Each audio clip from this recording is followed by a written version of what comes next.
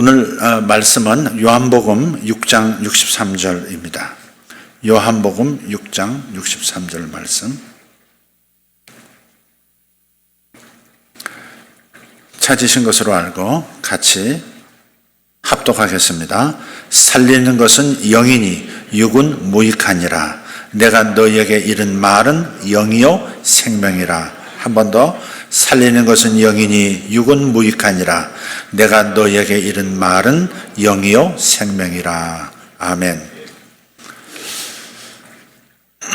본문하고는 다르지만 말라기 구약 마지막에 있는 말라기 3장에 나오는 11조의 축복에 관한 말씀에 늘 의문이 있었다는 이야기로 오늘 말씀을 시작하도록 하겠습니다. 말라기 3장 10절 말씀이 이렇습니다. 만군의 여호와가 이르노라. 너희의 온전한 11조를 창고에 들여 나의 집에 양식이 있게 하고 그것으로 나를 시험하여 내가 하늘 문을 열고 너희에게 복을 쌓을 것이 없도록 붙지 아니하나 보라. 아멘. 하나님께서 당신 자신을 시험해 보라 하는 유일한 구절이 바로 이 구절입니다. 하나님을 절대 시험해서는 안 되죠.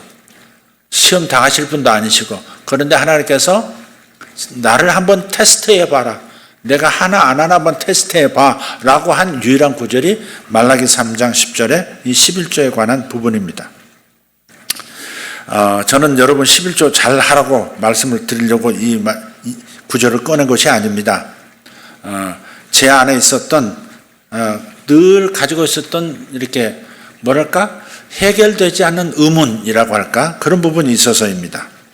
복을 쌓을 것이 없도록 붓겠다 그렇게 말씀하셨잖아요. 11조 하는 자에게 내가 내 창고에 쌓을 것이 없을 만큼 복을 붓겠다 하셨는데, 저는 항상 그런 생각을 하는 겁니다.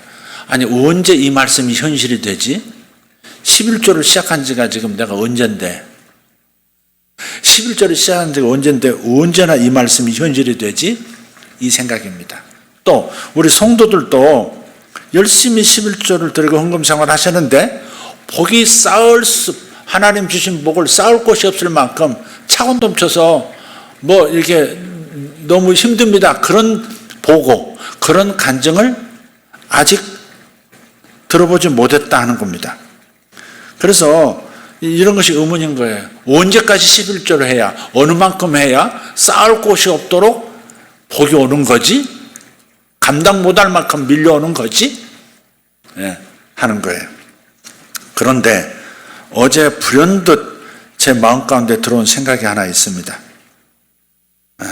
하나님께서 말씀하신 복을 쌓을 것이 없도록 부어주겠다고 하신 그 창고는 눈에 보이는 창고가 아닐 수가 있어. 눈에 보이는 물질의 창고가 아닐 수 있어 하는 생각입니다. 육신의 눈이 아니라 영의 눈으로, 믿음의 눈으로만 볼 수 있는 창고가 있다 하는 생각이 들어온 겁니다. 그 창고로 이미 쌓을 것이 없도록 하나님은 부어 놓으셨구나, 그리고 계속 붓고 계시는구나 하는 아이디어입니다. 그래서 그것은 언제든지 내가 믿음으로 찾아 쓰기만 하면, 많이 필요할 때 많이 찾아 쓰고 적게 필요하다면 그만큼 찾아 쓰면 되는 거고, 이미 내 영의 창고에, 눈에 보이지 않는 어떤 창고에 이미 쌓을 수 있도록 하나님의 창고에서 계좌이체를 이미 하셨다. 그 확신이 어제 든 겁니다. 저는 지금껏 땅의 창고, 육의 창고만을 주목하고 있었습니다. 이 하늘 창고를 주목하지 않았기 때문에 지금까지 저는 늘 덜 찬 것 같고 계속 기다리기만 반복한 것 같습니다.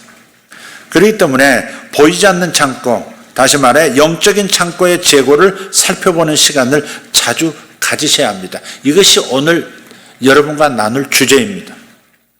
우리는 아침에 일어나면 우선 몸을 의식합니다. 육신을 가지고 살아있는 동안에서 가장 의식하는 나의 부분은 몸입니다. 몸. 그렇죠. 몸을 가장 인식합니다. 몸이 가뿐한지, 몸이 아직 피곤한지 확인합니다. 그리고 거울을 통해서 얼굴 피부 상태 확인하고 머리 모양도 살펴봅니다. 사람은 영과 혼과 육, 영혼과 마음과 육체라는 세 가지 기능이 합쳐진 존재입니다. 가장 중요한 것은 영혼이라는 걸 아시죠? 이 몸을 먼저, 그런데도 이상하게 우리는 몸이 가장 중요한 나인 것처럼 몸부터 살피는 거예요. 그런 다음에 마찬가지로 마음에 관해서, 즉 혼에 관해서도 자주 재고조사를 하는 겁니다. 내 기분이 어떤지 살피고 계속해서 점검합니다. 그래서 자신이 즐거운지, 행복한지, 화가 나 있는지, 슬픈지, 불안한지, 평안한지를 알게 됩니다. 내가 지금 두려운 것이나 염려하는 것이 무엇인지도 살핍니다. 이렇게 마음의 재고 상태를 조사하기 위해서 우리는 몸의 창고로 가지 않습니다. 내 기분이 좋다는 것을 확인해서 내 몸을 살펴보지 않습니다. 내가 행복하다는 것, 내가 슬프다는 걸 알기 위해서 내 눈을 들여다보지 않습니다. 내 몸을 만져보지 않는다 이 말이에요. 가전제품을 조사하기 위해서 화장품 창고를 찾지 않고 의류 재고를 조사하기 위해서 책 보관 창고로 가지 않습니다. 화장품 재고를 보려면 화장품 창고로 가는 겁니다. 책이 몇 권인지 살피려면 책 보관 창고로 가면 되는 겁니다. 이처럼 우리는 혼의 재고 조사를 위해서 몸을 살피지 않고 몸의 재고 조사를 위해서 혼을 살피지도 않습니다. 자, 그러면 남은 것은 우리 영에 관한 얘기인데, 우리는 몸이나 혼에 하듯이 가끔은 영에 관한 영의 창고의 재고 조사도 합니다. 하지만 불행하게도 우리 신자들이 그 일을 결코 잘하고 있지는 않는 것 같습니다. 많은 성도들이 잘못된 창고로 찾아갑니다. 영의 창고로 찾아가야 될 텐데 그런 경우가 드물고, 보통은 마음 창고로 가서는 자신이 무엇을 가지고 있고 어떤 상태인지를 알아보려고 하는 겁니다. 그래서 신자들이 이런 말을 하게 되는 겁니다. 목사님, 저는 오늘 의롭게 느껴지지가 않습니다. 저는 용서받은 느낌이 없습니다. 하나님께서 나를 사랑하신다고 느껴지지 않습니다. 나는 지금 믿음이 충분하다고 느껴지지 않습니다. 그 사람을 용서할 수 있을 것 같은 기분이 아닙니다. 저는 지금 아픈 사람을 기도해 줄 정도로 기름 부음이 충분하다고 느껴지지 않습니다. 재정 부족 상태가 계속될 것 같습니다. 뭐 이런 거예요. 이처럼 영의 재고 조사를 위해서, 영적 재고 조사를 위해서 마음의 창고로 달려가는 이야기 목록은 끝도 없습니다. 엉뚱한 창고를 점검하기 때문에 잘못된 목록들을 갖게 되는, 바로 이것으로 인해서 우리는 항상 자신을 뭔가 좀 부족하고 모자라게 인식하고 결국은 비참하게 실패하는 일들이 벌어지는 겁니다. 그래서 히브리서 4장 15절의 말씀처럼 하나님의 말씀을 통해서 혼과 영을 찔러 쪼개기까지 한다고 하신 겁니다. 마음과 영을 찔러 쪼갠다는 거예요. 쪼개라 그 말입니다. 하나님의 말씀을 읽으면, 하나님의 말씀의 창고에 가서 하나님의 말씀의 목록들을 보면, 아, 이건 내 생각이구나, 마음에서 나오는 생각이구나, 하나님에게서 온 생각이 아니구나, 그것을 찔러 쪼갤 수가 있다는 거예요. 하나님이 나를 향해서 가지신 생각, 하나님이 나를 위해서 준비하신 모든 것들을 알 수 있는 방법, 그것은 영의 창고, 즉 말씀의 창고로 가면 되는 겁니다. 마음의 생각과 영의 생각은 전혀 다를 수 있습니다. 이걸 우리는 알아야 합니다. 영의 창고에서 나오는 능력과 혼의 창고에서 나오는 능력은 하늘과 땅만큼이나 차이가 있습니다. 그래서 영과 혼의 생각이 뒤섞이면, 혼잡해지면 무능력한 사람이 됩니다. 믿음으로 뭔가 할 것 같은 사람이 갑자기 자기 인간의 마음에서 나오는 생각을 거기에 덧붙입니다. 그럼 무능력해지는 겁니다. 초자연적 경험을 할 수가 없는 겁니다. 하나님 수준의 응답을 경험을 못하게 되는 거예요. 그렇기 때문에 신자라면 항상 혼의 생각을 선택하지 말고 영의 생각을 선택해야 하는 줄 믿습니다. 로마서 8장 5절 6절을 보면, 육신을 따르는 자는 육신의 일을, 영을 따르는 자는 영의 일을 생각하나니 육신의 생각은 사망이요 영의 생각은 생명과 평안이니라. 아멘. 마음에서 나오는 생각은 항상 저 차원의 생각을 하는 거예요. 하나님이 생각하시는 생각을 할 수가 없어요, 마음에서는. 그렇기 때문에 영의 생각을, 영의 일을 생각해야 하는 겁니다. 많은 사람들이 느낌 중독에 빠져 있습니다. 기분이라고 하는 거 있잖아요. 난 이런 컨디션이 아니야 지금. 난 그렇게 느껴져. 난 재정 문제는 참 자신이 없어. 나는 다른 사람 고친다는 뭐 영적인 그런 능력하고는 거리가 먼 것 같아 하는 그 느낌 있잖아요. 그런 감정의 기분들, 이런 경우, 이런 중독에 빠져 있다 이 말이에요 우리가. 그렇기 때문에 느낌을 따라 행하다 보면, 기분 따라 행하다 보면 거의 항상 정죄감을 갖습니다. 나는 의롭지 못한 것 같아. 하나님 앞에서 나는 계속 회개를 몇 박 며칠로 해야만 겨우 이렇게 이런 느낌에서 벗어날 것 같아. 이런 정죄감, 그런 불안하게 되고, 결국 이런 사람들은 하는 일마다 하나님의 복을 받는다는 믿음이 없기 때문에 실패하게 되는 겁니다. 기억하십시오. 하나님의 주시는 복과 하나님이 주시는 능력은 항상 나의 영을 통해서 부어지는 겁니다.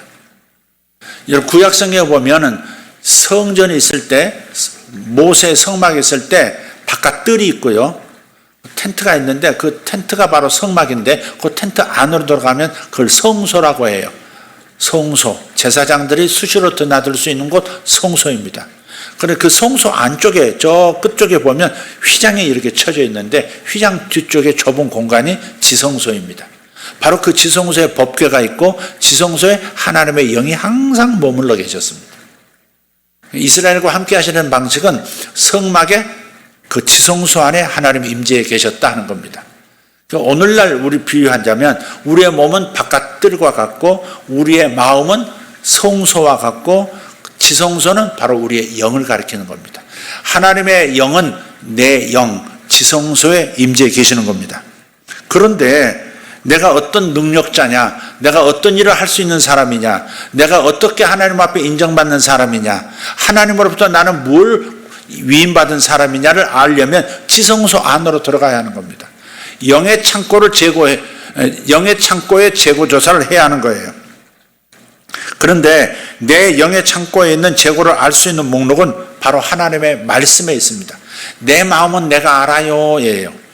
내 마음 나도 몰라요. 그런 사람이 대부분이지만 잠깐 살피면 내 마음에 뭐가 있는지, 내가 자주 하는 생각이 뭔지, 내가 어디에 집중하고 있는지, 어디에 중독되어 있는지 내 마음을 보면 알 수 있습니다. 내 몸도 내가 알 수 있어요. 아, 건강한 피부구나, 아, 힘이 있구나 없구나, 다 알 수 있어요. 그러나 영의 상태는 내가 몰라요. 영의 상태는 내 마음의 구조로는 따라잡을 수가 없고 이해할 수 없어요. 3차원의 4차원을 이해 못하듯이 영은 내 마음이 분별할 수가 없어요. 오직 내 영 안에 무슨 일이 일어나고 있는지, 내 영의 상태는 어떤 상태인지를 알 수 있는 유일한 방법이 하나님의 말씀입니다. 내 영의 상태를 알 수 있는 방법은 하나님의 말씀으로 가서 보면 아는 거예요. 본문의 말씀을 확인해 보십시다. 요한복음 6장 63절, 살리는 것은 영이니 육은 무익하니라. 내가 너희에게 이른 말은 영이요 생명이라. 말이 생명, 하나님의 말씀이 생명이라는 거예요. 자신의 영적 창고를 조사하려면 신자는 무조건 하나님의 말씀으로 가야 합니다. 여러분이 성경을 가까이 해야 하는 이유, 항상 예배를 가까이 해야 하는 이유가 바로 여기 있는 겁니다. 말씀으로 가야만 내 영 안에서 지금 무엇이 주어져 있는지를 알 수 있다는 거예요. 따라서 자신이 영적으로 어떠하며 영적으로 무엇을 가지고 있는지 알고 싶다면 하나님께서 우리에게 주신 그 말씀을 보아야 하는 겁니다. 그래서 영적 재고 조사의 내용은 항상 이렇게 말하죠. 나의 영은 하나님에게서 태어났습니다. 그래서 나는 지금 하나님의 자녀입니다. 세상에서는 신분이 그다지 내세울 만한 것이 없다 할지라도 나는 하나님의 자녀입니다 라고 알려주는 것이 바로 하나님의 말씀에 있는 겁니다. 나는 새로운 피조물이 되었습니다. 낡은 존재가 아닙니다. 신선한 존재고 하나님께서도 나를 기뻐 받으시는 존재가 바로 납니다. 이걸 알려주는 것이 하나님의 말씀이고, 그게 바로 그 말씀이 나의 영의 상태를 알려주는 내용인 거예요. 나의 영에는 예수님과 똑같은 수준의 의로움이 있습니다. 동의하시면 아멘 하십시다. 예수로 말미암아 내가 죄사함을 받고 내 영이 깨끗함을 받았어요. 그래서 하나님 앞에 예수님이 언제든지 서시고 예수님께서 하나님 아버지께 무엇이든지 구하면 받으시는 것처럼 우리도 예수님의 영을 받았기 때문에 예수님의 의로움이 내게 덧입혀져 있기 때문에 언제든지 하나님 앞에 나갈 수 있고 언제든지 하나님께 아빠 아버지라 부르면서 요청할 수가 있다는 겁니다. 그것이 하나님 말씀 안에 있는 재고입니다. 내 영 안에는 성령의 열매를 맺을 생명의 씨가 이미 들어와 있습니다. 여러분은 사랑에 능한 자가 될 수 있고 화평케 하는 자가 될 수 있고 늘 절제할 수 있는 능력도 여러분 안에 있고 신사잡고 온유한 그런 성품의 소유자가 될 수 있도록 여러분 안에 그 성품의 씨앗이 이미 들어와 있다는 겁니다. 내게는 병든 사람에게 손을 얹으면 낫게 하는 능력이 있습니다. 아멘 합시다. 나는 하늘의 자원에 접근할 수 있는 상속자입니다. 아멘. 나는 언제든지 하나님을 아련할 수 있습니다. 아멘. 나를 위해 지금도 천사들이 움직이고 있습니다. 동의하십니까? 마귀는 내가 허락하지 않는 한 나에게 조금도 손을 댈 수 없습니다. 11조를 통해서 나의 창고는 이미 차고 넘치도록 부어지고 있습니다. 아멘. 만약에 내가 나의 영에 관해 재고조사를 하고 싶다면서 나의 감정 상태만 살피고 있다면 이것은 얼마나 어리석은 행동인 것입니까? 영이 인간의 본질입니다. 마음으로 가서는 안 됩니다. 왜 엉뚱한 창고로 자꾸 가는 겁니까? 하나님께서 나에게 하라고 하신 것을 할 수 있을지 보려고 내 감정이나 느낌을 확인하고 있다면 나는 절대로 영적으로 성공할 수 없을 거예요. 하나님의 능력을 현실 속에서 경험할 수가 없게 됩니다. 성령 세례를 위한 저의 창고는 항상 가득 차고 넘친다는 사실을 저는 알아요. 1981년도에 1981년 아마 겨울쯤 됐을 겁니다. 겨울입니다. 하나님은 요엘서의 환상을 저에게 레마로 주셨어요. 정말 오픈 비전으로 하나님 보여주셨어요. 하나님의 말씀을 읽고 있는데 저 영의 재고 상태가 어떤지를 보여주신 거예요. 하늘이 활짝 열려 있어요. 제가 다른 도시로 가 있는 겁니다. 이미 여러분 아시는 얘기인데 성경을 분명히 읽고 있었는데 제가 다른 도시를 내려다보고 이렇게 있는 겁니다. 아니 다른 도시 안에 제가 서 있어요. 근데 갑자기 하늘이 맑아지기 시작하고 총천연색으로 빛나기 시작하는 겁니다. 하늘이 빛나기 시작했어요. 저게 뭐지? 도시 왜 하늘이 왜 저렇게 변하지? 하는 사이에 글씨가 무지개 부채살처럼 왼쪽에서 오른쪽으로 쭉 적히는 겁니다. 이렇게 오른쪽에서 왼쪽이었나 왼쪽에서 오른쪽이었나 아마 왼쪽에서 오른쪽이었을 겁니다. 제가 한국 사람이니까. 적혔는데 요엘서 2장 28절 29절 말씀이 기록되기 시작하는 겁니다. 제가 나중에 알았어요. 그 구절이 요엘서에 있다는 걸 알았어요. 그 구절이 적히는 겁니다. 내가 말세 내 영을 모든 육체에게 부어주리니 너희 자녀들은 예언할 것이요 너희 젊은이는 환상을 보고 너희 늙은이들은 꿈을 꾸리라. 또 내가 내 영을 내 남종과 여종에게 부어주리니 저희가 예언할 것이요. 그 구절이 하늘에 쭉 적히는 겁니다. 그 순간에 하늘에서 비가 내리는데 엄청난 장대비가 내리고 있습니다. 비가 내리기 시작하는 거예요. 근데 그 비가 물이 아니라 불로 된 비입니다. 불비. 여러분 영광로에서 튀는 불꽃들 보셨습니까? 그런 것처럼 수많은 불비가 하늘에서 장대처럼 내리기 시작하는 겁니다. 온 도시에 내리고 있어요. 온 땅에 내리고 있는데 사람들이 무관심한 겁니다. 사람의 몸에 떨어져서 사라지고 머리에 떨어져서 사라지고 가슴에 떨어져서 사라지고 제가 너무너무 아까워가지고 하나님이 보내주시는 성령님이 맞는데 너무 아까워가지고 제가 벌떡 일어서서 입을 크게 벌려요. 제게 달라고. 입을 낭비하지 마시고 제게 달라고. 입을 크게 벌렸어요. 그 순간에 저 온통 하늘을 덮고 내리던 비가 저 까마득한 상공에서 한대로 깔때기처럼 모아져가지고 한 줄기 빗다발이 되어가지고 제 입으로 떨어지는 겁니다. 그 순간에 제가 영어로 방언을 쭉 하면서 방언을 뒤로 이렇게 넘어졌어요. 넘어졌는데 성경을 읽고 있더라고요. 제가 1980년도에 이 경험을 하고 난 다음 그건 제게 주신 환상을 통해서 제게 말씀을 주신 것이죠. 예. 그래서 그 말씀을 붙든 그 날부터 제가 누군가를 기도하면 성령 세례를 받는 겁니다. 방언을 다 하는 거예요. 즉시 방언하기 시작했어요. 손만 얹어도 방언하기 시작하고 몇 마디 말을 대화만 해도 저 사람이 갑자기 내 입이 왜 이러지 하면서 방언을 하기 시작하는 겁니다. 그런 경험이 있었어요. 지금 현재 우리 교회에서 김미숙 권사님이 우리 조명석 집사님과 함께 성령사역 간사로 섬기고 있습니다. 대부분 기도할 때 조혜련 간사, 송준석 간사 두 분만 기도하지 김미숙 간사는 빼더라고요. 김미숙 간사님도 넣으십시오. 얼마나 섭섭하겠습니까? 섭섭해할 분은 아니시지만 성령사역 지금 하고 계세요. 그래서 방언을 받기 원하는 외부 분들은 다 그분에게 보냅니다. 그 두 분에게 보내요. 방언도 하게 하고 방언 통변까지도 해서 방언이 확실하다. 하나님 주신 언어가 확실하다. 확신까지 시켜드리고 보내드립니다. 그런 팀이에요. 제가 언젠가 김 권사님에게 물어봤어요. 권사님, 어떤 방식으로 성령 세례를 받도록 하고 계세요? 제가 한 번도 직접 본 적이 없거든요. 그냥 믿고 맡긴 거지. 뭐든지 믿을 수 있으면 믿고 맡긴 거예요. 그랬더니 눈을 동그랗게 뜨면서 목사님, 저는 목사님이 가르쳐 주신 그대로 하고 있어요. 그러더라고요. 목사님이 이렇게 하시잖아요. 그때부터 저는 그걸 보고 그대로 지금 합니다. 그렇게 얘기하시더라고요.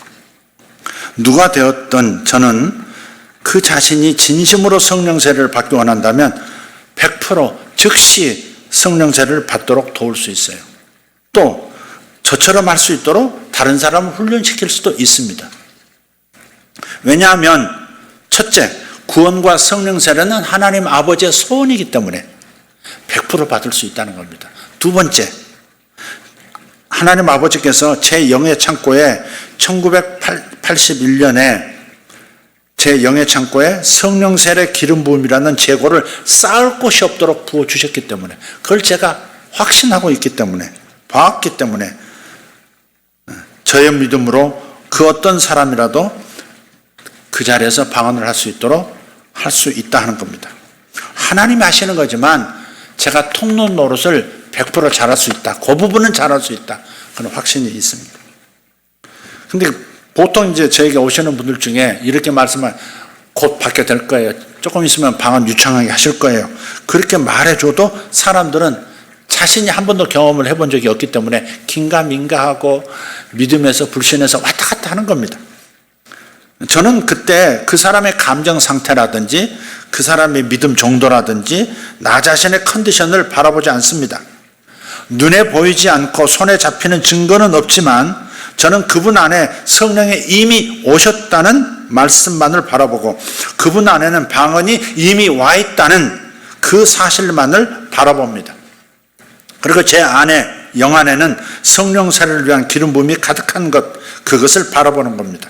그러니 하나님께서 항상 역사해 주시는 겁니다.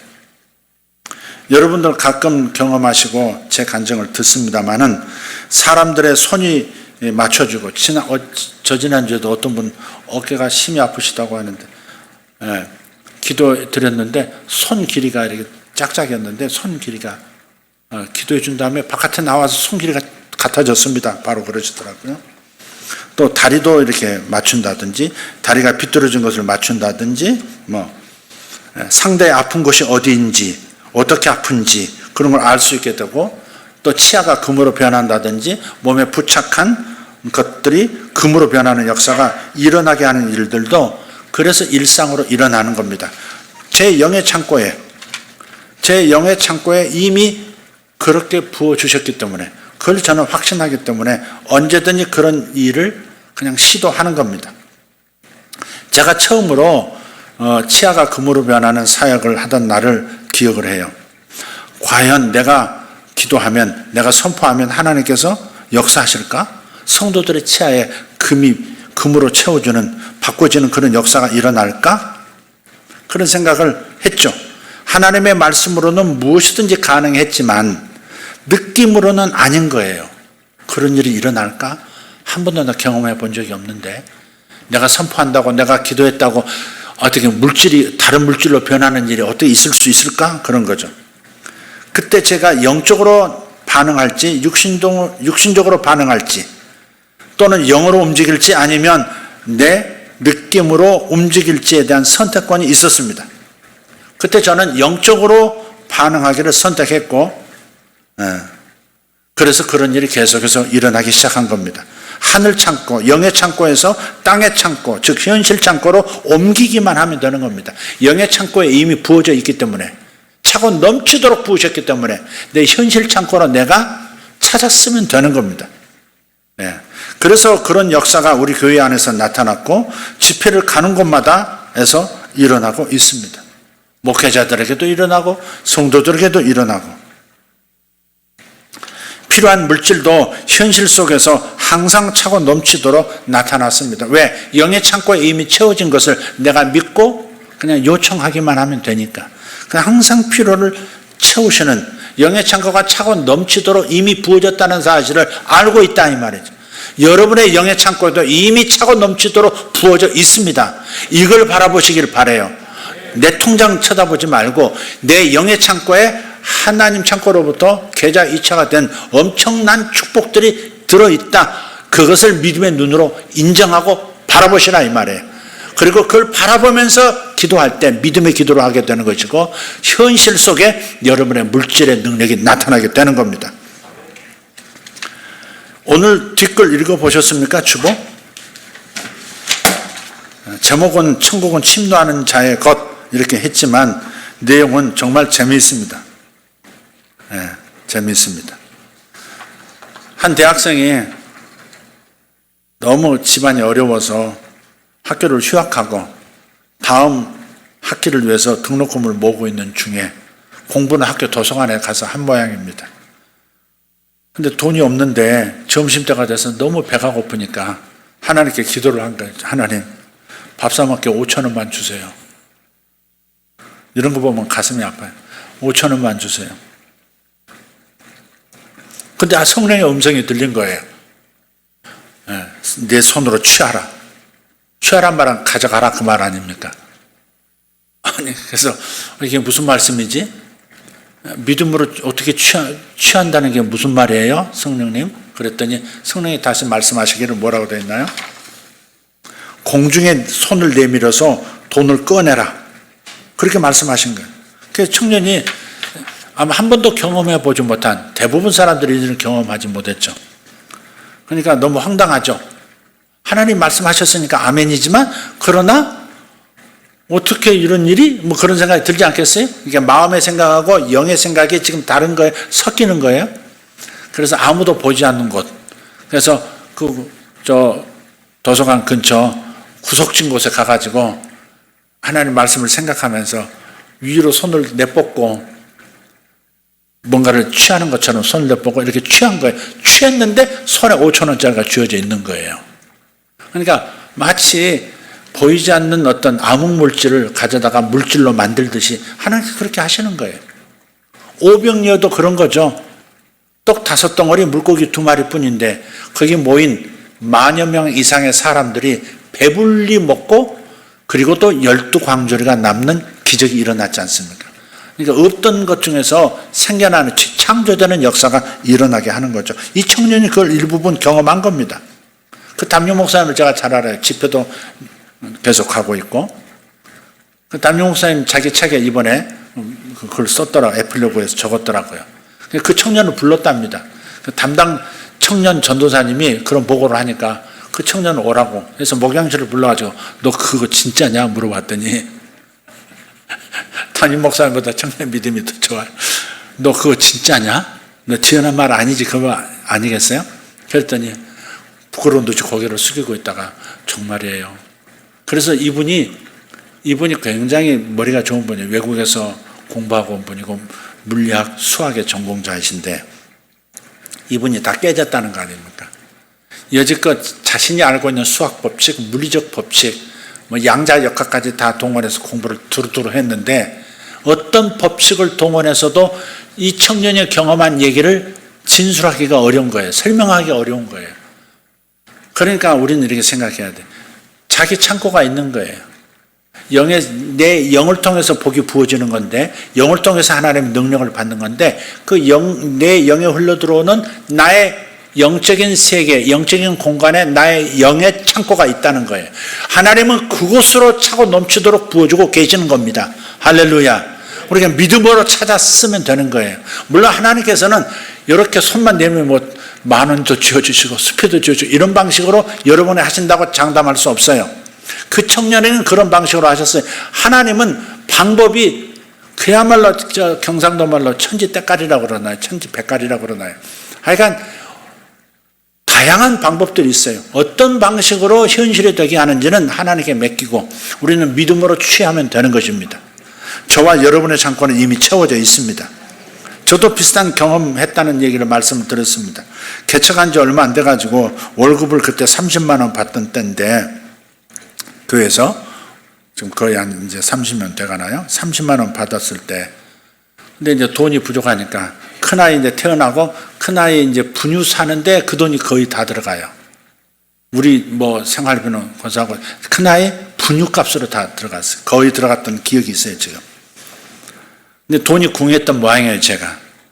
교회 청소를 혼자 와서 하고, 그런 다음에 할 일이 없으니까 이제 강대상에 기대가지고, 갑자기 짓궂은 기도를 제가 한 겁니다. 눈을 감고, 교회 천장 쪽 하늘을 바라보면서, 하나님, 저희가 주실 거 있으시죠? 여러분, 이 기도 방법 아주 좋습니다. 창고가 차 있다니까, 제게 필요한 것들을 다 하시고 다 채워놓으셨어요. 할렐루야. 그래서 제가 그렇게 기도한 겁니다. 주님 저에게 주실 거 있으시죠? 근데 마음에서 그런 감동이 오는 겁니다. 이건 뭐라고 설명을 해야 될까? 감동이. 그럼 하나님께서 그럼이라는 단어를 쓰시진 않았지만 그럼 하는 감동이에요. 뭐라고 설명할 수가 없어요. 울리듯이 그럼. 그래서 제가 다시 반응을 했어요. 뭘 주시려고요? 뭘 주시려고? 뭘 준비하셨는데요? 그랬더니 그 순간에 눈을 감고 있는데 그 순간에 천장 요 텍스 사이에서 하얀 봉투 하나가 삐져나오는 그림이 이렇게 머릿속에 뇌 속에서 떠오르는 겁니다. 봉투 하나 이렇게 나오는 거예요. 봉투 하나 나와가지고 떨어지는 겁니다. 그러니까 생각 속에서 일어나는 일이기 때문에 아주 천천히 필름 천천히 돌아가는 것처럼 이렇게 천천히 떨어지는데 그 떨어지는 순간에 제가 생각을 합니다. 무슨 봉투라니. 노란 봉투 하는 거 보니까 나 군대도 갔다 왔고 병무청에서 온 봉투는 아닐 거고 흰 봉투인 거 보니까 그 안에 뭐가 들었긴 들었는데 돈 아닐까 이런 생각을 했어요. 그래서 봉투를 열어보기로 생각했죠. 생각하는데 봉투가 열리는 그림이 보이면서 그 안에 이제 파란 돈이 보여요. 파란 돈은 10,000원짜리를 말해요. 여기 세봤어요. 이렇게 한 20장 돼 보이더라고요. 대충 눈으로 보니까. 그 뒤에 생각지도 않은 하얀 종이가 또 하나 있어요. 또 꺼내봤죠. 수표예요. 동그라미가 보이는데 일시, 백, 콤마, 천, 만, 10만. 그러니까 10,000원권 20장에 10만원권 수표 한 장이니까 합하면 30만 원이에요. 그래서 제가 이게 내가 무슨 엉뚱한 생각을 하고 있지 하면서도 하도 재미있는 그림이어서 제가 그렇게 대답을 했죠. 감사합니다. 받았습니다. 오바 이렇게. 아멘도 아니고 받았습니다. 오바 이렇게 했단 말이에요. 그리고 잊어버렸어요. 이게 내가 별 생각을 다 한다 그러면서 잊어버렸는데 바로 그 주간 그 주일에 청년회장이 모토로라 다니던 자매였는데 그 자매가 목사님 잠깐 뵈요 하면서 저 한쪽 구석에서 봉투 하나를 흰 봉투 하나를 저한테 주더라고요. 도섭이나 하세요 이렇게. 야 도섭이보다 야 좀 먹고 살아야 되겠다 야. 속으로 그 생각했는지 모르겠어요. 그때 당시 어쨌든 도섭이 하시라고 주시더라고요. 제가 그걸 받아들고 화장실로 갔어요. 바로 화장실 가가지고 아무도 안 보고 세봤어요. 목사가 뭐 봉투 받고 돈 세보는 것도 좀 우습잖아요. 그게 그런 거 받아본 그때는 그런 경험이 적으니까 화장실 가가지고 세봤는데 그 안에 10,000원권 20장 수표 1장 제가 며칠 전 3, 4일 전에 봤던 그 그림 그대로 그 내용물이 담겨 있는 겁니다. 그 30만 원 가지고 저는 그 돈의 액수 자체보다도 그 자매의 이 사랑의 마음이 고마웠고 또 그 본 그대로 그냥 내 엉뚱한 생각이었다 싶은 바로 그것이 그대로 현실이 된다고 하는 사실에 놀란 거예요, 제가. 돈을 그런 방식으로, 기도해서 하나님께서 어떤 방식으로 받아본 적은 있지만, 아니요, 이렇게 내 내적인 환상을 통해서 그런 것이 현실이 된다고 하는 것은 제가 처음이었거든요. 돈에 관해서는.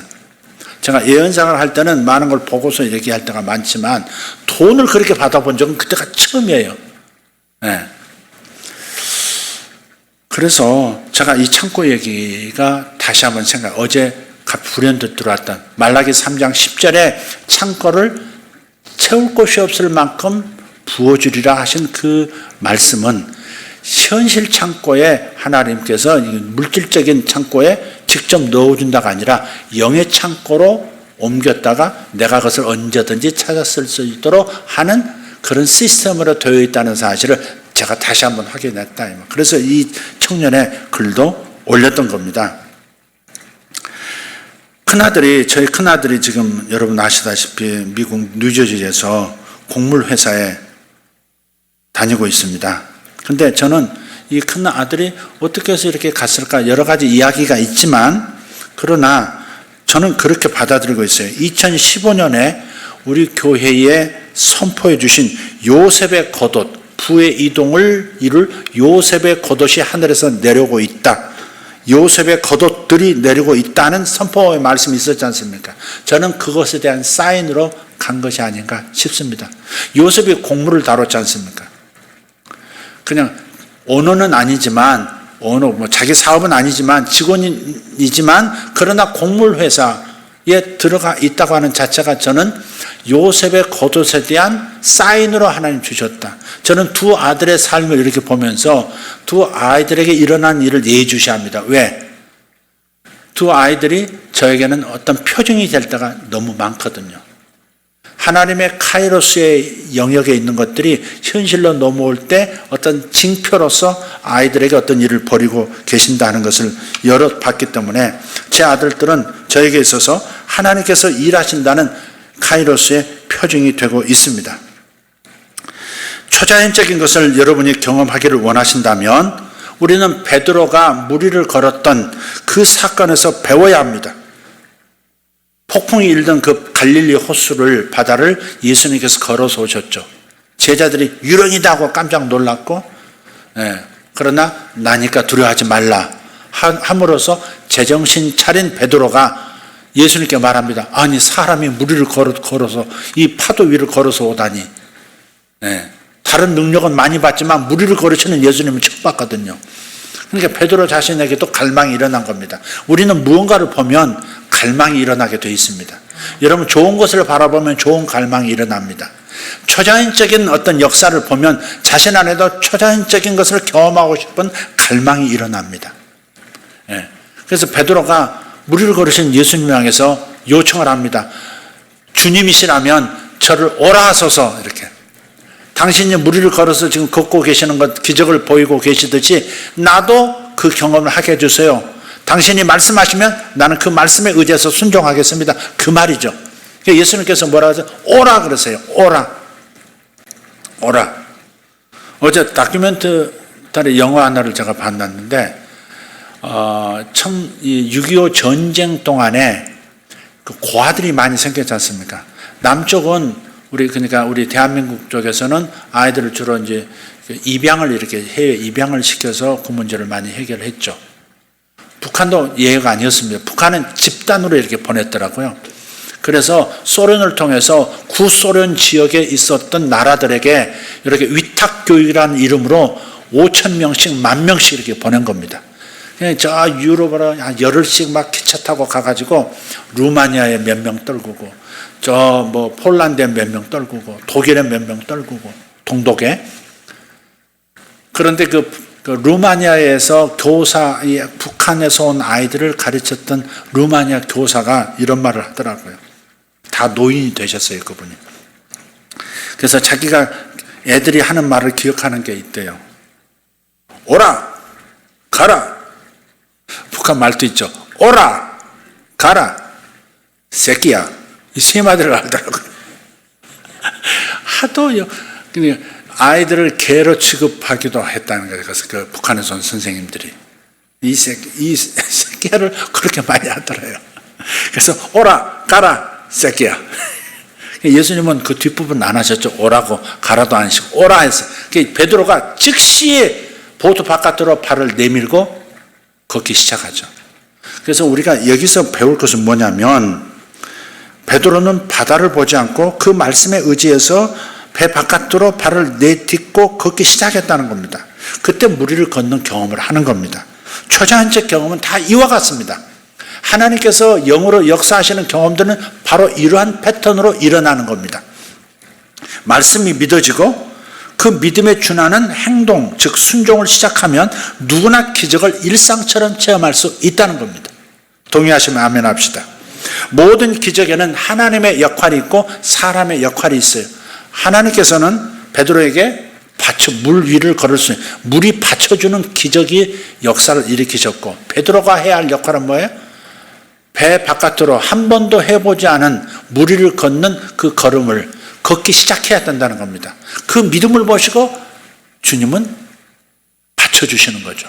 그러니까 하나님께서 초자연적인 기적을 일으키실 때 우리가 해야 할 일은 믿고 그 믿음을 따라서 하나님의 주신 감동을 따라서 움직이기 시작해야 한다는 겁니다. 그러면 기적을 경험하는 것이에요. 이 원리입니다. 자신이 해야 할 일을 할 때 하나님께서도 당신의 역할을 하시는 거예요. 모세하고 이스라엘 백성들이 애굽을 탈출해서 홍해 앞에 도달했어요. 큰 바다가, 붉은 바다가 눈앞에 펼쳐져 있는 겁니다. 그런데 뒤에서 애굽의 군사들이 다시 저들을 체포하기 위해서 쫓아오는 겁니다. 그러니까 앞과 뒤가 꽉 막힌 거예요. 양쪽에는 산이고 협곡이고. 그래서 모세가 부르짖으면서 이 백성 살려달라고 기도합니다. 그럴 때 하나님께서 모세에게 말씀하셨죠. 모세야, 왜 부르짖고만 있느냐? 그렇게 말씀해요. 왜 부르짖고만 있느냐, 모세야? 왜 기도만 하고 있느냐, 모세야? 그 말씀이죠. 왜 기도만 하고 있느냐, 모세야? 내 손에 있는 지팡이를 바다를 향해 뻗으라. 행동해야 한다는 겁니다. 하나님께서 이 지팡이를 통해서 표적을 나타내시겠다고 하셨으니까 이 지팡이를 사용해야지 하는 마음이 있었어야 되는데 그 하나님의 말씀을 놓친 거예요, 모세가. 그래서 지팡이는 지팡이대로 놔두고 하나님과 모세 사이에 어떤 역사를 일으킨다는 이 중간 촉매제를 놔버리고 기도만 다시 하고 있었던 거죠. 원점으로 가서. 그래서 깨달았어요.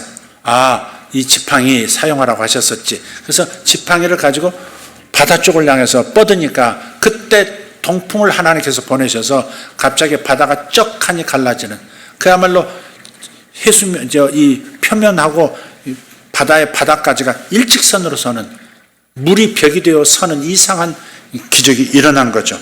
그래서 그 이스라엘 백성들이 육지를 건너듯이 홍해를 건너가게 됩니다. 사람이 할 일을 할 때 하나님께서도 당신이 하실 일을 실행하신다. 반드시 기억해야 할 원리입니다. 직장의 문을 열어달라고 기도만 해서는 안 됩니다. 사업의 문을 열어달라고 기도만 해서는 안 됩니다. 하나님께서 인도하시는 감동을 기다리고 하나님 주신 말씀을 기다리고 하나님 인도하심이 나타나기 시작하면 계속 움직이고 계속 만나셔야 합니다. 그럴 때 연결이 일어나는 겁니다. 우리는 자신의 기분, 감정을 선택하지 말고 이게 될까? 기도했지만 하나님이 역사하실까? 하나님이 정말로 나를 돌보실까? 이런 생각에 휘둘리지 말고 하나님의 말씀을 선택하는 용기가 중요한 것입니다. 마태복음 7장에서 예수님께서 말씀하셨죠. 구하라 구할 것이요, 찾으라 찾을 것이요, 두드리라 열릴 것이라. 아멘. 그러니까 구하라 하시기만 하시지 않으셨어요. 그 다음 뭐예요? 찾으라 그러신 거예요. 구하라만 말씀하지 않으셨어요. 찾으라 그러셨어요. 여러분이 기도하셨으면 주시는 감동을 따라서 찾아 나서셔야 하는 겁니다. 하나님의 인도하심이 어딘지 따라 나서셔야 합니다. 그럴 때 많은 연결들이 있게 되는 것입니다. 할렐루야. 말씀이 있었고 믿어졌으면 이제 움직이는 겁니다. 찾아야 찾게 되는 거예요. 27년 전 제가 분당의 교회를 설립할 때 역시 말씀을 선택하는 것이 중요했습니다. 하나님께서 저에게 주시는 감동은 분당에서 너를 부르노라 였습니다. 분당에서 너는 시작해야 한다. 분당으로 오라 하는 말씀이었어요. 당시 제가 동원할 수 있었던 개척 자금은 4천만 원이 전부였습니다. 모든 걸 다 정리해서 4천만 원이 전부였습니다. 분당에 대한 갈망이 시간이 갈수록 커졌기 때문에 발걸음을 옮겼습니다. 19평의 작은 공간을 4천만 원 보증금으로 계약하고 첫 예배가 단 3사람으로 시작했습니다. 저와 제 아내 뱃속에 있는 큰아들. 이 3사람이 개척 멤버였어요. 그런데 몇 주가 지나서 여러 가지로 복잡한 생각이 떠오르는 겁니다. 하나님의 감동, 하나님 말씀을 따라서 움직였지만 계속된 어떤 변화가 없을 때 사람은 흔들리잖아요. 제가 복잡해진 거예요. 이제 매달 지불해야 할 월세가 50만 원이었고, 거의 30년 전인데, 50만 원을 지불하고, 관리비가 또 30만 원이에요. 공용 관리비가 30만 원입니다. 거기에 전기세 내야 되고, 물세 내야 되고, 기타 등등, 청소비 내야 되고, 그런 게 있잖아요. 그러니까 거의 100만 원 정도가 매달 들어가야 되는데, 첫 달입니다. 3사람이 예배를 드리고 있는데, 3사람이 아니죠. 겉으로는 2사람이죠. 예배를 드리는데, 벌써 넉 주가 금방 돌아오는 겁니다. 석 주 지나갖고 이제 마지막 주 한 주 있으면 월세 내야 되고 관리비 내야 되는 겁니다. 근데 돈은 없고 성도들 없고 그런 상황이에요. 처음에 분당교회를 개척하라는 신호를 받았을 때는 얼마나 흥분이 됐는지 정신없이 온 겁니다. 정신없어야 일이 벌어지죠. 정신없어야 제정신 차리면 일이 잘 안 됩니다. 이제 흥분해서 왔는데 이제 혼과 육신의 창고로 가서 내 상황을 보니까 얼마나 안 좋아 보이는지 내가 미쳤지 그런 생각이 들더라니까요. 아무 대책 없이 제가요 분당에 맨 먼저 들어온 교회 담임 목사님을 찾아갔습니다. 분당 중앙교회라고 최종천 목사님을 내가 한번 찾아갔어요. 맨 먼저 오셨다는 분이니까 이제 정보도 알 겸 이렇게 인사도 할 겸 찾아갔는데 그분이 그러시더라고요. 얼마 준비하셨습니까? 그러더라고요. 저는 그 말이 무슨 말인지 몰랐어요. 얼마 준비하셨습니까? 무슨 말입니까? 그랬더니 픽 웃더라고요. 그분은 기억도 못 하실 거예요. 이 젊은 친구가 와가지고 진짜 아무 계산 없이 왔네 하는 생각 때문에 아마 웃으셨을 거예요. 몇 달 버틸 수 있는 자금을 가지고 개척 자금을 준비해 놨나 그 말이죠. 보니까 말을 들어보니까 준비한 게 없거든. 떨렁 건물만 얻어놓고 사모하고 둘이서 지금 예배드리고 시작했으니까 걱정이다 싶었던 것 같아요. 그러니까 제가 마음이 복잡해진 겁니다. 다음 주가 되면 월세 50만 원 내고 관리비 30만 원, 전기세, 물세 다 내야 되는데 성도도 없고 헌금도 없고 배짱도 다 달아났고 분당했던 모든 마귀가 다 달라붙어서 저를 시험하는 것 같더라고요. 잠 못 이루는 분당의 밤. 와, 이광석 큰일 나네 싶더라고요. 집을 얻을 돈이 없어서 한남동 어머니 댁에서 머무르면서 2사람이 머무르면서 왔다 갔다 할 때거든요. 생활비도 필요한 상황이었습니다. 근데 저는 그때 배운 것이 뭐냐면 하나님께서 명하신 일을 순종하면 사실 따로 구하는 기도가 필요 없다는 사실을 또 좀 배웠어요. 구할 필요도 없을 만큼 하나님이 착착하신다는 것도 그때 좀 배웠어요. 하나님께서 저를 보내실 때 그리고 제가 순종할 때 모든 것을 영의 창고에 이미 준비해 놓으셨기 때문이라는 겁니다. 말라기 3장 10절 내 창고에 쌓을 곳이 없도록 내가 붙지 아니하나 테스트해 보라고. 그래서 없는 것을 구하는 기도가 아니라 이미 주신 것을 나타나게 해달라고 구하면 되는 겁니다. 없는 것을 짜내서 하나님 제발 주세요 이게 아니라 이미 내 몫으로 딱 주신 것을 내가 어떻게 찾아 쓰지 어떻게 현실이 되게 하지만 생각하면 되는 겁니다. 여러분 사업에도 이것이 필요한 겁니다. 여러분 삶에도 이런 것이 필요한 거예요. 영적인 능력이 됐든 물질이 됐든 무엇이 됐든 다 마찬가지입니다. 여러분 영의 창고 안에 모든 좋은 성품들이 다 와 있고 할렐루야. 성격 나쁜 분들 주목하시길 바랍니다. 모든 좋은 성품들이 거기에 다 와 있습니다. 오늘 아침에 어떤 분하고 통화를 하는데 그러더라고요. 제가 생각보다 민감한 편이라서요. 그렇게 민감한 분들 들으십시오. 온유함이 여러분의 영의 창고에 가득 차 있습니다. 예수님의 성품이 가득 차 있어요. 여러분이 찾았으면 되는 거예요. 믿으면 되는 겁니다. 땅의 창고를 보면서 저는 두려워지는 마음이 있었지만 영의 창고, 즉 하나님의 약속의 말씀으로 돌아가서 묵상을 시작했어요. 며칠간은 엉뚱한 창고에서 재고조사를 했다는 것을 깨닫고 다시 영적인 재고조사, 즉 성경 말씀으로부터 내 영적인 창고 안에 어떤 재고들이 쌓여 있는지를 시작한 겁니다. 성경을 읽으면서 제가 생각합니다. 나는 내가 그리스도 안에서 하나님의 사랑을 받는 존재임을 묵상하고 오늘 기도하셨듯이 나는 큰 복과 은혜를 사랑을 받은 사람이다라는 확신이 올 때까지 계속 그걸 묵상하는 겁니다. 내 삶에는 항상 하나님의 호의와 넘치는 복이 따른다는 진리를 계속 곱씹은 겁니다. 묵상한 거예요. 그리고 저의 안내자이신 성령님께서 제 안에 계신다는 사실을 의식적으로 인식하기 시작했습니다. 나를 분당으로 가라고 하셨던 그 감동을 다시 재고조사하면서 나를 보내셨으면 필요한 것을 채우신다는 확신으로 내 마음을 채우기 시작했어요. 나를 이 도시로 보내신 분은 하나님이시니까 보내신 하나님께서 책임을 지시리라. 다음 주 곧 며칠 뒤면 지불해야 되는 날짜가 오지만 그러나 하나님 준비하셨다는 생각으로 제가 내 생각에 닻을 내린 겁니다. 머리로 생각하면 하루에도 몇 번씩 두려워지지만 말씀 창고로 가서 재고조사를 하면 돈이 쌓을 것이 없도록 부으신 것이 믿음의 눈으로 보이는 겁니다. 그래서 마음이 평안한 거예요. 올바른 창고를 들여다보기 시작하자마자 저는 마음이 다시 흥분되었고 확신과 자신감으로 끌어오르기 시작했습니다. 지급일을 일주일 정도 며칠 남겨놓고 어느 날 알지 못하는 분으로부터 전화 한 통을 받았습니다. 이 얘기도 여러분 아시는, 오래되신 분은 아시는 얘기입니다. 그분은 제 통장 번호를 묻는 겁니다. 누군지도 몰라요. 권사님이시랬는데 제 통장 번호를 묻는 거예요. 자신에 관해서는 일체 함구하셨어요. 그리고 그 다음 날에 통장에 약 1,000만 원이 입금이 됐습니다. 지금도 하루에 한 번씩 이런 전화가 왔으면 좋겠습니다. 추적해서 알고 보니까 본인 가르쳐주지 않았는데 계속 도대체 무슨 일인가 하고서 계속 은행에도 알아보고 계속 찾아보니까 결국 알게 됐어요. 이런 사연이 있었습니다.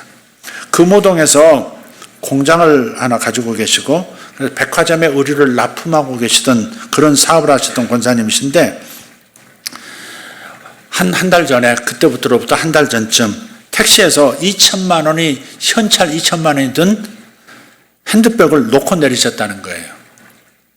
하루가 지나고 일주일이 지났지만 연락이 오지 않는 겁니다. 보통은 돈 없어지고 뭐 백만 어디서 발견됐다, 뭐 연락도 그것도 없는 겁니다.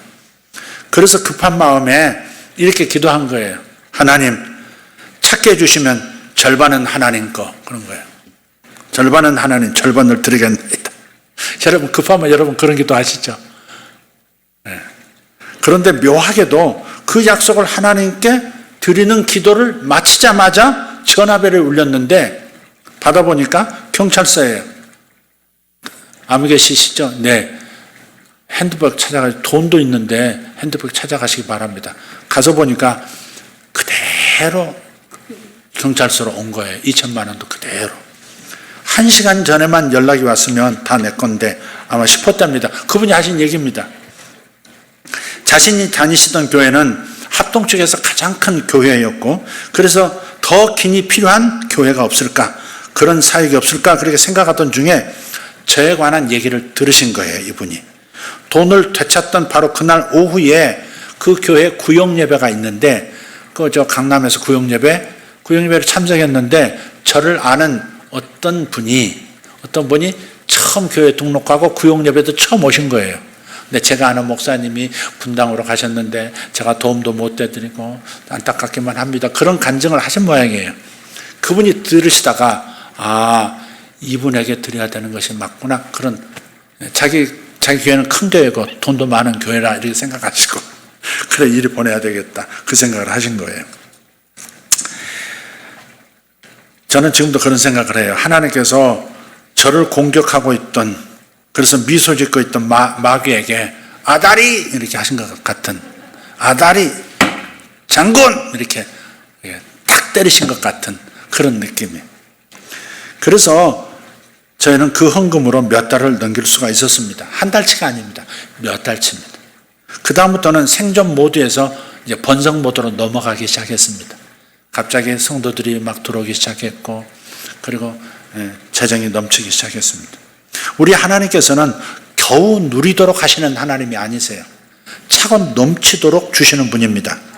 할렐루야. 이 넘치는 것이 하나님의 성품이에요.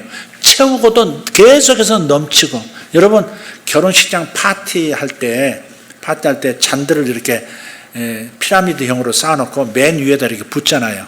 샴페인 이렇게 붓기 시작하면, 그럼 그 잔 차면 그 다음으로 넘어오고, 그 다음 넘어오듯이 계속 채우고 더 이상 채울 것이 없을 때까지 계속 채우시는, 그게 바로 하나님의 성품입니다.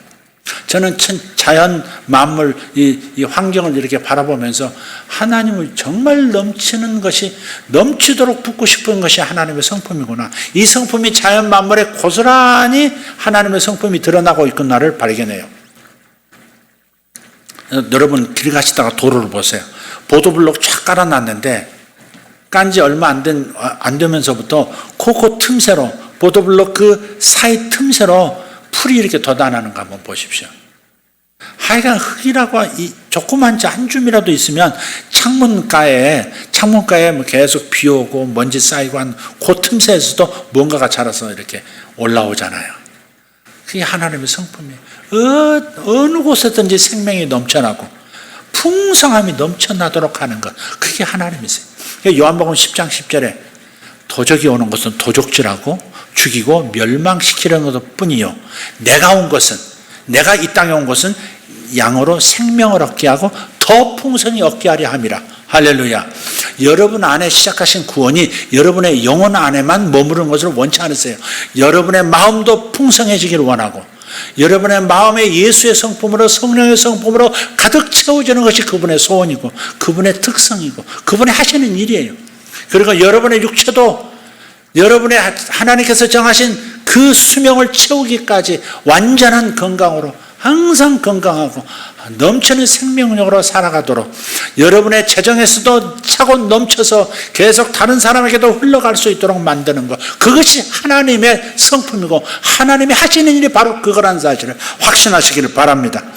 흘러가게 하는 자는 끝없이 흘러 들어올 겁니다.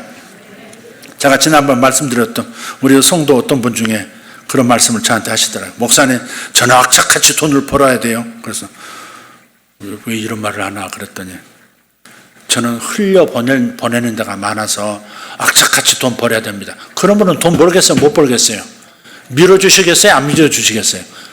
밀어주시죠. 발음 이상했나? 밀어주시겠어요? 안 밀어주시겠어요? 아주 팍팍 밀어주시죠.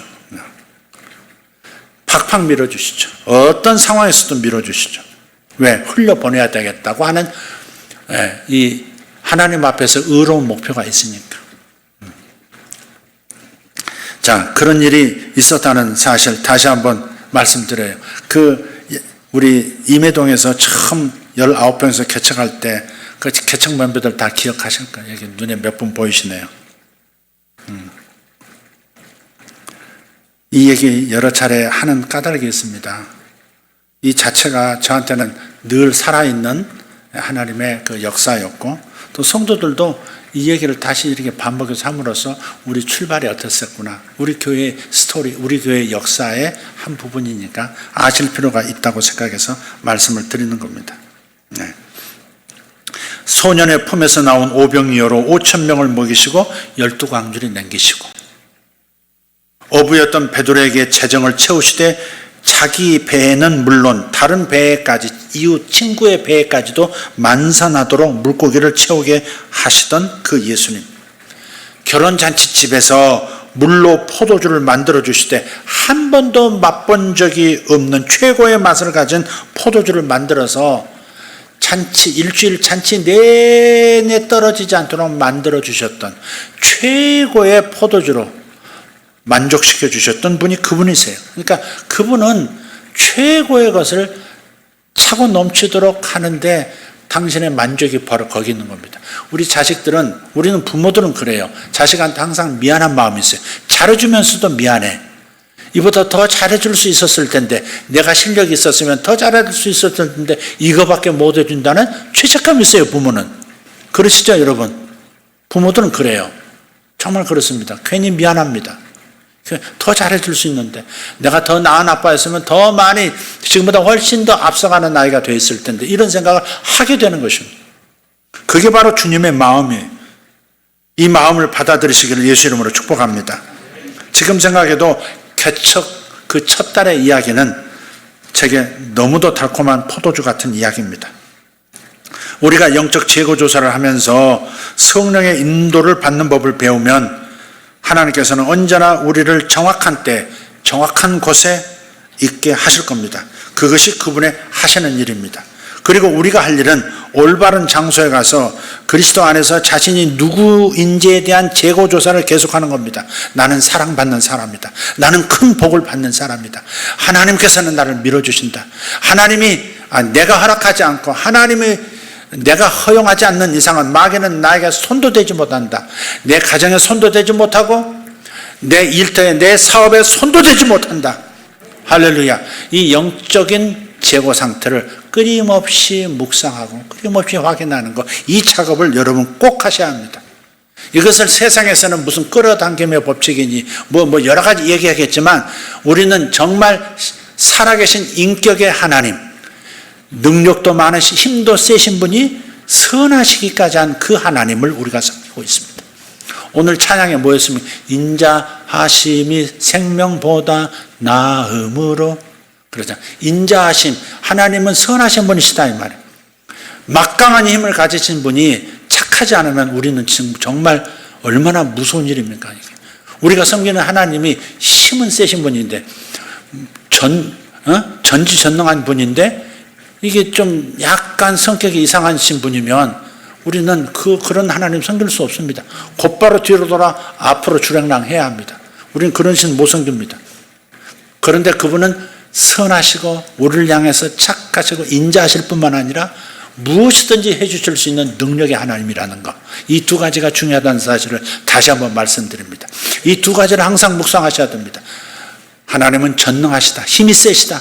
두 번째, 하나님은 나에 대해서 항상 선한 생각, 좋은 생각만 가지고 계신다. 할렐루야.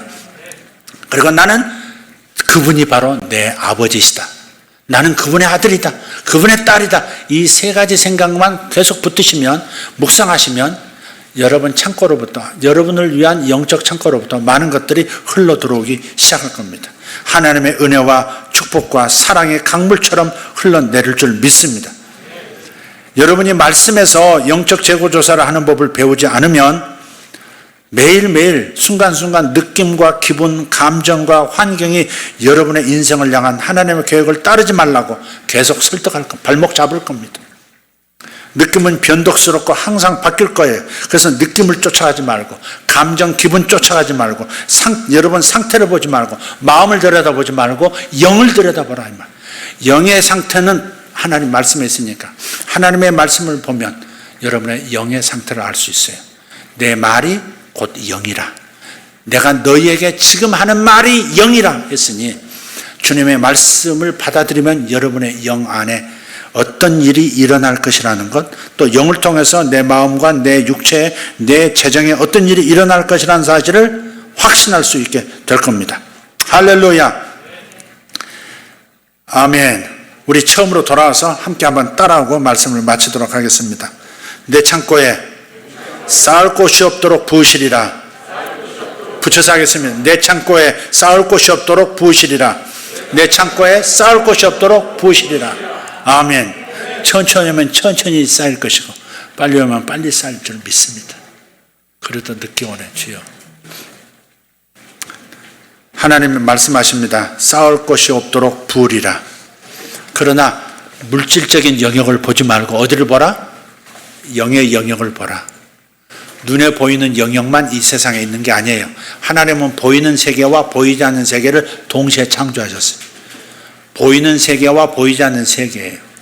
보이는 세계는 영적인 세계고 보이지 않는 세계는 영적인 세계고 보이는 세계는 이 물질적인 세계예요. 하나님은 먼저 내 창고를 어디에 마련하셨어요? 영의 세계에 마련하셨고 내 창고로 하나님이 부으세요. 여러분이 하나님을 위해서 헌신하는 것, 여러분이 하나님의 약속을 믿고 주님 앞에 드리는 것들, 나누는 것들, 그 모든 것들은 여러분 창고로 30배, 60배, 100배가 되어 계속 쌓이고 있습니다. 할렐루야. 차고 넘치는 여러분의 창고를 바라보시는 분들 되기를 예수 이름으로 축복합니다. 기도하겠습니다. 살아계신 하나님 감사합니다. 오늘 말씀을 들었습니다. 마음의 허리를 동이고 느낌 따라 기분 따라 살지 않도록 도와주시옵소서. 내 상태, 육신의 상태를 바라보고 절망하고 좌절하고 결핍을 느끼고 그래서 애절하게 되어지는 그런 성도들 한 사람도 없게 도와주시옵소서. 영의 창고를 보면서 자신만만해지고 배부른 성도들 되게 하여 주시옵고 하나님 그로 인해서 세상을 향해서 거침없이 자신의 모든 것을 사용할 수 있는 하나님의 종들 되게 하여 주시옵소서. 쌓을 것이 없도록 부으리라. 쌓을 것이 없도록 부으리라. 쌓을 것이 없도록 부으리라. 내 창고에 하나님께서 쌓을 것이 없도록 부으실 줄 믿나이다. 믿나이다. 예수님의 이름으로 기도하옵나이다. 아멘.